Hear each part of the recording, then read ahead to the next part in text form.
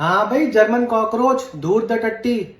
जब से धुरंधर 2 रिलीज हुई है 10 दिन से तेरे जो है कब्ज हो रखी थी और तूने अपने ही वीडियो में आके हक दिया। अबे अपनी वीडियो में कौन हकता है यार। और अपनी वीडियो में तू 2 मिनट तो डिस्क्लेमर पे ही बोलता रहा फिल्म की, कि फिल्म में दिखाया है कि सच्ची घटनाओं से प्रेरित है लेकिन सारी घटनाएं झूठी हैं, प्रोपेगेंडा है, डिस्क्लेमर नहीं होना चाहिए, झूठा डिस्क्लेमर है।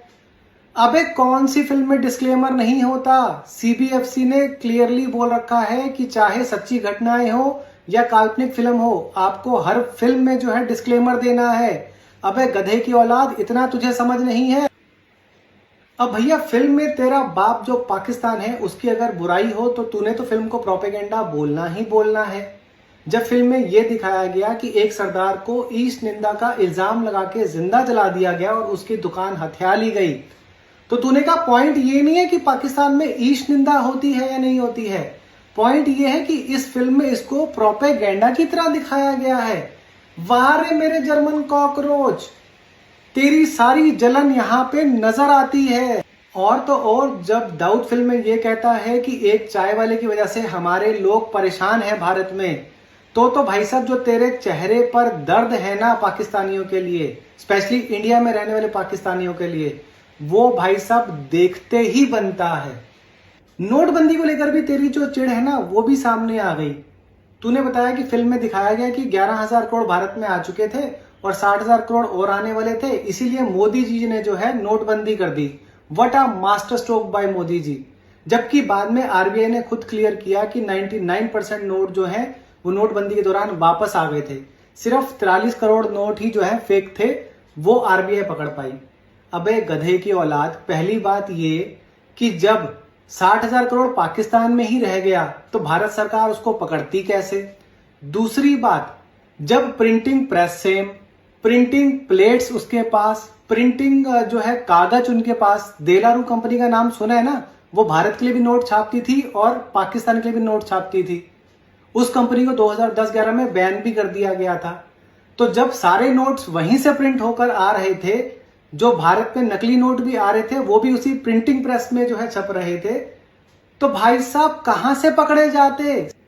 कैप्शन में ना एक वीडियो का लिंक डाल रहा हूं, वो वीडियो खोल के देख लेना, उसमें क्लियरली समझ में आ रहा है। 2012 की पार्लियामेंट के क्वेश्चन के जवाब में चिदम्बरम ने कहा है कि हमें पता है कि पाकिस्तान से नकली करेंसी आ रही है और एक स्टेट गवर्नमेंट जो है वो उसको सपोर्ट कर रही है, इसलिए हम लोग कुछ नहीं कर सकते। ये हालत थी कांग्रेस के पढ़े लिखे मंत्रियों की, समझ आई। मुझे ये बता कि पाकिस्तान अगर फेक नोट इंडिया के नहीं प्रिंट कर रहा था तो खन्नानी क्यों मरा नोटबंदी के 10 दिन के अंदर। शायद छत पे गया होगा, सिगरेट फूकने के लिए बारिश हो रही थी, पैर फिसल गया होगा, इसीलिए मर गया है ना। साले ऐसे ऐसे लॉजिक देगा ना तो जनता चप्पलों से मारेगी तुझे। तूने अपने एआई कोर्स को बेचने की कोशिश की ना, उससे साफ पता चल गया कि भाई साहब वीडियो से तो तेरी कमाई होती नहीं है, एआई कोर्सेज बेच बेच के ही शायद तेरा घर चलता है। 1.5 से 2 मिनट तो तूने पूरे के पूरे अपना एआई कोर्स बेचने में लगा दिए। शायद हो सकता है उससे शायद तेरे को 2-4 रुपए की चिल्लड़ मिल गई होगी मेरे ख्याल से। चल तेरा घर चल गया, इतना ही बहुत है। व्हाट्सएप यूनिवर्सिटी वाला भी जो जोक था वो भी तूने बहुत बढ़िया मारा यार, मेरे तो हंस हंस के पेट में दर्द हो गया। अब मुझे तो फिल्म में कहीं नजर नहीं आया कि भाई साहब व्हाट्सएप यूनिवर्सिटी से कुछ उठाकर फिल्म में डाल दिया हो। हाँ, तू जो वीडियो बना रहा है, जो तेरे बाप जॉर्ज सोरोस ने तुझे भेजी है या राहुल गंदगी ने तेरे को भेजी है, वो हो सकता है व्हाट्सएप से तेरे पास फॉरवर्ड आया हो और उस पर तूने वीडियो बनाई हो।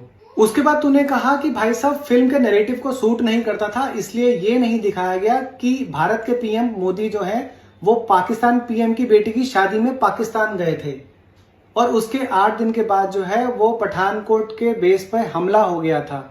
उसके बाद तूने कहा कि एजेंडे को सूट नहीं करता था, इसलिए 2019 में जो पुलवामा का अटैक हुआ जिसमें 40 जवान हमारे शहीद हो गए, वो भी नहीं दिखाया गया फिल्म में। पर तू ये बताना भूल गया कि उस अटैक के बाद जो है बालाकोट का एयर स्ट्राइक हुआ था, वो तो तेरे प्रोपेगेंडा को सूट नहीं करता, इसलिए तूने बोलना ही छोड़ दिया है, बोलना भूल गया तू। और तो और उरी द सर्जिकल स्ट्राइक, नाम सुना ना फिल्म का, आदित्य धर ने ही बनाई है, जिसने धुरंधर 2 बनाई है। देख ले, अभी तेरी जितनी जल रही है ना, जल के 4 हो जाएगी, तेरी फट के फ्लावर हो जाएगी। ध्रुव टट्टी, अब तो जनता भी जानती है कि गलत नैरेटिव सेट करना क्या होता है, प्रोपेगेंडा फैलाना क्या होता है। वो अच्छे से जानती है कि ध्रुव राठी का वीडियो है तो गलत नैरेटिव ही सेट करेगा, प्रोपेगेंडा ही फैलाएगा। उसके बाद तूने जबरदस्ती बीच में इलेक्शन कमीशन को घुसेड़ दिया कि मैं इलेक्शन कमीशन से पूछना चाहता हूं कि ऐसी फिल्म कोई कैसे बना सकता है जिसमें कि एक पार्टी को बदनाम किया गया हो और दूसरी पार्टी को फेवर किया गया हो। अबे एक बार भी फिल्म में कांग्रेस या किसी दूसरी पार्टी का नाम लिया गया हो तो बता दे। लेकिन सबको पता है कि भाई साहब ये काम किसने किए थे, क्योंकि सच्चाई सबको पता है। अच्छा, उसके बाद भी तेरे को शर्म नहीं आई? तूने क्लियरली इलेक्शन कमीशन को ही चैलेंज कर दिया कि भाई साहब अगर कांग्रेस के खिलाफ ऐसी फिल्में बनेंगी तो हो सकता है कल को कोई मूवी डायरेक्टर उठकर या फिर सोशल मीडिया पे ही कोई ऐसा वीडियो बना दे जिससे कि करंट गवर्नमेंट की वो बेइज्जती करता हुआ नजर आए। अबे ऐसे लाखों वीडियो हैं, 2014 से ऐसे लाखों वीडियो यूट्यूब पे अवेलेबल हैं जिसमें कि करंट गवर्नमेंट हो, मोदी हो, जितने भी गवर्नमेंट से रिलेटेड लोग हैं उन सबकी बुराई पे बुराई हर रोज होती है। अब आ जाते हैं अतीक अहमद की किलिंग पर। तेरा कहना है कि भाई साहब सिस्टम फेलियर था वो। अबे सिस्टम फेलियर नहीं था। आज भी यूपी में जाके पूछ कितने लोग खुश हैं अतीक अहमद के मरने पर, और उसने खुद कबूला था कि उसका आईएसआई से संबंध था। अच्छा, तेरी सबसे ज्यादा फटी तब जब अतीक अहमद का एनकाउंटर दिखाया गया। तूने क्या कहा कि भाई साहब ये सिस्टम की जो है नाकामी है जिसकी वजह से अतीक अहमद का जो है एनकाउंटर हुआ। खुद पीएम मोदी और सारे सांसद खड़े होकर जो है अतीक अहमद सांसद को श्रद्धांजलि दे रहे थे संसद में। अबे यही सिस्टम तो बदलना है कि कोई भी ऐरा गैरा नत्थू खैरा, कोई भी साला लुटेरा जो है मुसलमानों के वोट पाकर संसद में आ जाता है और उसके मरने पर भी श्रद्धांजलि देनी पड़ती है, वो भी संसद में। ये कानून, ये सिस्टम बदलना है। आखिरी पॉइंट सुनकर तो मेरी हंसी रुकी ही नहीं भाई साहब। तेरा कहना था कि अगर प्रोडक्ट ही आपका अच्छा नहीं होगा, यानी कि तेरा इशारा मोदी जी की तरफ था कि अगर प्रोडक्ट ही अच्छा नहीं होगा तो आप जितनी मर्जी ऐड बना लीजिए, आपका प्रोडक्ट नहीं बिकेगा।